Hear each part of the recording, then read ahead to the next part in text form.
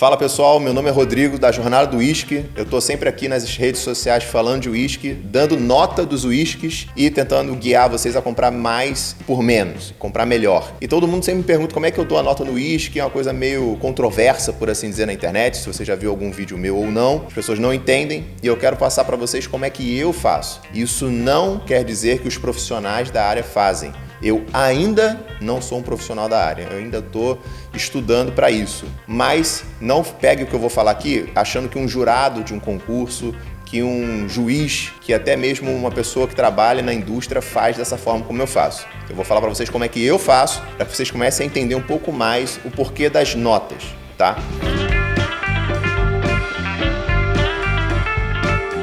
E eu trabalho com 6 categorias. 6 categorias, tá bom? Então vamos lá no que eu trabalho aqui. 4 delas são objetivas e 2 são subjetivas. Vou falar rapidamente sobre elas aqui. As 4 objetivas são tato, olfato, paladar e finalização. E as 2 subjetivas são comparação de categoria e gosto pessoal. Porque, cara, é impossível as pessoas falarem que não tem um viés ali, que não tem uma impressão digital sendo posta ali na nota que eles estão dando. Todo crítico é assim. Tanto é que tem crítico de cinema que não concordam com o outro, tem crítico de gastronomia que não concordam com o outro, de música e etc, tá? Porque tem a sua impressão digital, tem a sua experiência, tem muita coisa que você está botando ali. A gente tenta ser o mais isento possível, o mais imparcial possível, mas no final do dia isso é um tanto quanto difícil, né? Mas queria deixar bem claro que existe alguma coisa de gosto pessoal ali, por mais que eu tente lutar contra ela. Às vezes eu consigo e às vezes não. Bom, antes de eu começar a falar sobre as categorias subjetivas ou objetivas, eu queria que você ficasse bem atento a uma coisa. O whisky trabalha com 4 dos seus 5 sentidos. A gente tem trabalhar a visão, a gente trabalha o olfato, a gente trabalha o paladar e a gente trabalha o tato. Eu não uso a visão na hora de dar a nota. Vamos relembrar aqui que eu falei dos objetivos. São 4 objetivos contra 4 sentidos, mas eles não são os mesmos. Eu não considero a visão, que é um dos sentidos que a gente usa, tá? Eu considero a finalização, que não tem nada a ver com sentido, mas sim a ver com a junção do que você experimentou do seu uísque ali, que é depois que você bebe ele. Bom, vamos lá agora falar dos critérios objetivos. O primeiro de todos, que eu uso, é o tato. Como assim o tato? Você bota a tua mão no uísque? Não. Tá lá a mágica da edição, apareceu um copo na minha mão. Esse aqui é uma taça Glencairn, não vou entrar nesse mérito agora, vamos ficar focados aqui, tá bom? Sem déficit de atenção, por favor. Primeiro critério objetivo que eu falei que eu uso é o tato. Eu não boto a mão dentro do copo, pelo amor de Deus, não tem nada a ver com isso.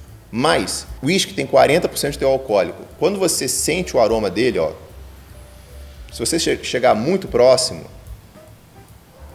ele pode queimar os seus receptores olfativos, queimar o teu nariz. E isso é tato. Você sente a dor física e realmente fica coçando, dói, você fica, caramba, nossa, muito forte. Então ele pode trazer uma reação física na sua degustação. Vou dar aqui algum exemplo do que você pode sentir no seu nariz, no quesito tato. Você pode sentir ele queimando, alcoólico, apimentado. Isso são características de whiskies mais quentes, né? Características de whisky mais assim, que a gente chama de hot em inglês. Já os whiskies vão ter características mais frias, que a gente chama de cool em inglês. Cool não é o que você está pensando, é frio, tá? Você vai ter um aroma mais mentolado, muitas vezes uma coisa mais refrescante. Eu não sei se você já pegou menta e sentiu aquele aroma que meio que abre até as suas narinas, abrem assim, você até respira melhor. Vic Vaporub também, já viu? Então, quem já ficou gripado sabe. E que dali é um dos efeitos físicos. Isso eu não estou falando de aroma, tá? Isso no nariz. E, obviamente, que tem um tato na sua boca. E o tato aparece pela segunda vez na sua degustação quando você usa a sua boca. Calma. Não vai começar a falar madeira na boca, lá ele. Calma. Que é quando você bebe o seu uísque. Ele tem textura. Ele pode ser oleoso, ele pode ser, a gente chama de arisco, no sentido de que ele fica por toda a boca, ele pode ser mais arredondado, ele pode deixar sua boca seca, ele pode deixar sua boca salivando. Então ele tem vários efeitos, quesitos físicos na sua boca ao beber o seu uísque. Então o tato é muito interessante de você prestar atenção nele. Então aqui no tato eu estou de 0, e aí o que eu faço? No tato eu considero de 0 a 25 pontos. E veja, sempre vai ter a questão subjetiva se eu gostei ou não. Mas, poxa, presta atenção, quando eu falo se um uísque é bem ou mal acabado, Eu estou muito prestando atenção nessa coisa do tato. Se ele me deixa com a boca seca, se ele me dá alguma reação ou não, se ele é oleoso ou não, se ele é gostoso de beber ou não. E aí entra um pouco do subjetivo, o que é gostoso, o que não é gostoso, cada um vai ter sua resposta. Mas ainda assim, o tato eu considero muito. E aí você parte para o segundo critério objetivo, que é sentir o cheiro, que é o olfato. Você tem uma cartela imensa de aromas que você pode trabalhar, mas a gente geralmente trabalha com uma coisa mais fechada, até para poder ajudar na hora da avaliação, tá? Alguns dos aromas que eu considero, que eu tento pegar no nariz, não necessariamente são todos existentes, mas é uma coisa mais herbácea, se ela é floral, se ela é frutada, se ela é amadeirada, se ela é turfada. E tem uma coisa de se ela é metalizada ou não. Em inglês eles usam o termo nasty. E aí é para dizer se o aroma ele é metalizado, se ele tem cheiro de carne, se ele tem cheiro de queijo. Então, as coisas meio assim, nasty. Não consigo traduzir isso direito. Mas, ainda assim, são todos esses pontos que eu levo no olfato. Quanto mais aromas diferentes e complexos, ou até interessantes e gostosos, aí entra a subjetividade, sempre entra na subjetividade, se eu gostei ou não, é que vai dar a nota de 0 a 25 pontos. Então, aqui, ó, você percebeu, né? São 4 objetivos, cada um leva 25 pontos, fazendo 100 pontos. Mas, assim, isso vai ser muito difícil, porque até mesmo eu mudo de opinião. Porque isso é uma coisa que eu quero falar para vocês agora. Quando você degusta o seu uísque, durante o dia, ele vai mudar. Por quê? Porque o seu nariz às vezes está entupido numa narina, está entupido na outra. Às vezes está mais constipado, às vezes não. Dependendo de onde você está, do ambiente, do clima, se ele está mais úmido, se ele está mais seco, se ele está mais quente, se ele está mais frio. Tudo isso influencia. Então, quando você for degustar o seu uísque, quando você for sentir os aromas dele, não necessariamente você vai pegar todos os aromas. Então, isso atrapalha um pouco na hora de você falar, degustei uma única vez, e aí a nota é essa. Pode ser que eu tenha degustado o uísque num dia, ter sentido aroma de porcaria nenhuma e não ter dado uma nota alta nos aromas. Isso vai prejudicar muito a nota dele. Então eu sempre estou revisando e revisitando os uísques que eu degusto. E as notas podem variar. Não tem problema, tá bom? O terceiro campo é o paladar. Eu já falei do tato que acontece na sua boca e agora eu vou falar do paladar. O paladar acompanha muito bem o aroma. Até porque você sabe, né? A gente chama em inglês flavor. Mas assim, o sabor é um encontro entre o olfato, o paladar e o tato, né? Assim, na hora de você degustar a textura das coisas. É um encontro dos três, não é uma coisa só. Então o paladar vai estar muito parecido com o olfato. É seguir basicamente a mesma roda, mesma cartela de sabores, por assim dizer, que você encontra de aromas. E aí você vai fazer meio que um mesclado. Poxa, se esse uísque aqui tem cheiro de mel e tem um gosto de chocolate, porra, interessante, caraca, complexo, meu Deus, não imaginava. E isso é um ponto positivo. Ele traz complexidade e complemento. Às vezes ele vai ter cheiro de mel e sabor de mel e só.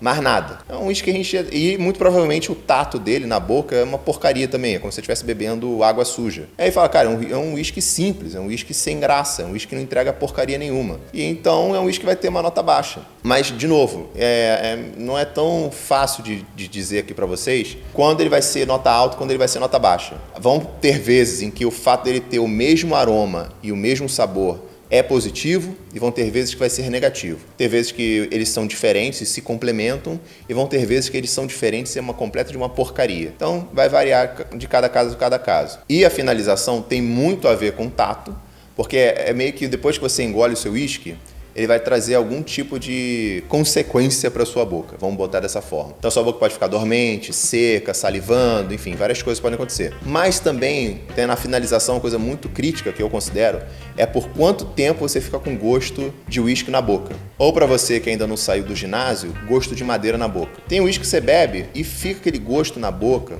muito tempo. E tem uísque que você bebe que, cara, dá 2 segundos já acabou o sabor, você não tem nada ali. E às vezes a finalização tem um sabor diferente do que você tinha no aroma e do que você tinha no paladar. Então assim, é uma terceira camada de complexidade. Então eu junto 0,25 vezes 4 costuma dar 100. Eu dou 10 de 10. É muito improvável que eu consiga dar 25 pontos nos 4 quesitos. Sempre vai ter uma coisa ali que vai desagradar, sempre vai ter uma coisa ali meio torta, que não vai pegar bem. Então assim, atrapalha um pouco essa coisa de o 10 de 10. Eu, como princípio, não gosto de dar 10 de 10 em nada. Porque se eu der 10 de 10 no uísque hoje, se eu encontrar um uísque amanhã que eu acho mais interessante, que nota eu dou pra ele? 11 de 10?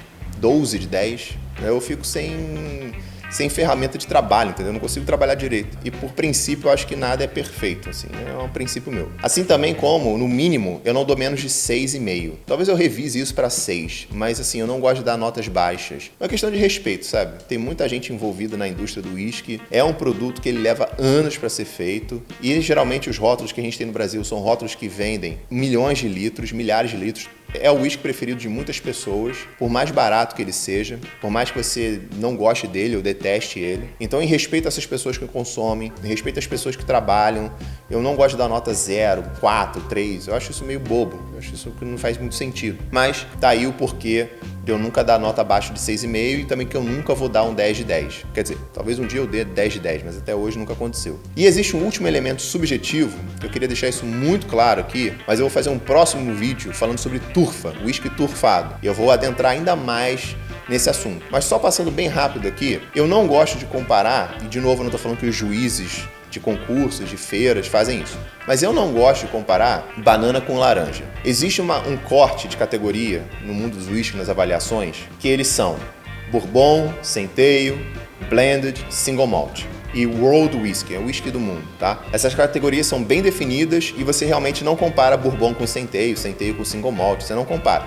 cada um no seu quadrado. Mas eu faço uma subdivisão ainda além, de que eu não gosto de comparar um uísque de 12 anos com um uísque sem idade declarada. Um uísque de R$1.000 com um uísque de R$100. Acho que não faz muito sentido, assim. Eu entendo que legalmente, dentro da lei, é comparável.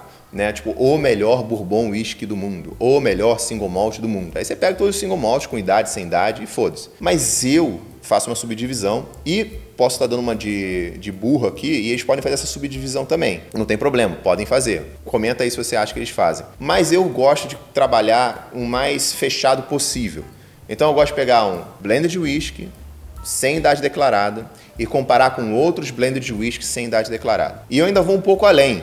Por exemplo, um Blue Label, ele não tem idade declarada e custa R$1.000. Um Red Label não tem idade declarada e custa R$70. Faz sentido comparar R$70 com R$1.000? Não, fala sério. Você compara um Gol com uma Ferrari, independente se você gosta ou se você não gosta, enfim, não estou falando sobre isso. Eu estou falando sobre essa comparação direta. Então, quando eu estou falando de um Blue Label, eu estou considerando blended whisky escocês de R$1.000 ou R$900 ou R$800 que ele se vê como competidor. Então, por exemplo, eu nem me sinto muito confortável em comparar Blue Label com Royal Salute 21 anos, porque um não tem idade declarada e o outro tem. Apesar deles serem, entre aspas, concorrentes diretos ali no termos de preço, de aquisição e tudo mais. E tá ali numa categoria de blended de whisky de luxo. Mas, cara, eu não me sinto confortável de fazer isso, evito ao máximo, às vezes não consigo evitar, às vezes eu vou lá e faço a comparação, mas eu não gosto. Quando eu posso evitar essa comparação, eu evito. Então, se eu pego um uísque de 12 anos, eu tento pensar naquele uísque e os seus pares dentro do Brasil. Então, assim, às vezes eu uso referências internacionais, mas na maioria das vezes eu uso referências brasileiras. Então, por exemplo, o que eu sempre recomendo para você começar a sua adega? Um Jameson. Por quê?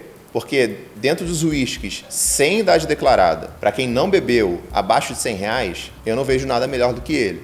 E eu não vou entrar aqui no mérito de comparar o irlandês com o bourbon, com não sei o quê. Não, é o Jameson. Aí depois eu vou para um bourbon, que é um Buffalo Trace, porque ele é R$150, um Jack Daniels é R$150 também. O Buffalo Trace, para mim, é muito melhor do que um Jack Daniels como produto. Então, depois do bourbon, você vai para um Black Label, enfim, porque aí é um uísque escocês, já com idade declarada, seria o seu primeiro uísque de 12 anos, né, por assim dizer. E aí você vai seguindo sua adega, você vai seguindo essa caminhada, essa jornada do uísque. Então, assim, tem muita coisa sendo considerada na hora que eu dou a nota. É claro que quando eu faço ali o vídeo, eu tô brincando, né? Tô falando, 8 de 10, 7 de 10, lá ele, madeira na boca, enfim. É uma brincadeira, mas não há nada mais sério do que brincar. Eu levo muito a sério aquilo ali, me responsabilizo por tudo que eu falo, mas assim, não é para você ficar procurando a teoria da conspiração. Por que esse uísque é 8.7 e o outro é 8.8? O que ele quis dizer com isso? Não faça isso. Quer dizer, se você quiser fazer, faça. Você faz o que você quiser da sua vida. Mas saiba que eu não estou nessa onda com você. Você vai estar nessa onda aí meio que sozinho, assim. Desculpa, mas é verdade, tá? Eu quero só tentar te guiar, você comprar melhores uísques para usar melhor o seu dinheiro, para que você tenha uma noção do que aquele uísque pode te entregar e sim tenha um comparativo, qual é a nota dele. Também não vou dar um tiro assim, completamente aleatório. Não vou chegar com um whisky que é 6 de 10 e ele é uma iguaria, um tesouro, não sei o quê. Eu nunca daria, sei lá, uma nota muito baixa num Ballantine de 17 anos, que é um blend de whisky, assim, primoroso. É um dos melhores blends de whisky que a gente tem ali no topo, porque ele é 17 anos, então dá para comparar ele com o Ultimate 18 anos da Johnnie Walker, dá para comparar ele até com o Royal Salute 21, e ele custa tipo R$300. O Royal Salute é R$1.000, sabe assim? Então, um Ballantine 17 anos eu acho, assim, um achado aqui no Brasil. E ele já custou R$250, tá? Tipo, então assim, tem coisa ali, eu não vou dar uma nota baixa para ele, vou dar uma nota alta. Então, é mais ou menos assim que eu vou formulando as minhas notas aqui quando eu faço a degustação de uísque, quando eu faço limpo sua taça na internet, tá bom? Se você tiver mais dúvidas, comenta aqui que eu vou tentar responder todo mundo. E curta, compartilhe, se inscreva, toca o sininho, seja membro aqui do YouTube, seja membro lá no Instagram, que também tem uma área para membros exclusiva, vídeos exclusivos. Inclusive esse vídeo aqui provavelmente você viu primeiro na área de membros ou na área de assinante, que sai primeiro por lá para depois vir aqui vídeo público. E é isso, tá bom? Chega de falar, cansei. Tchau.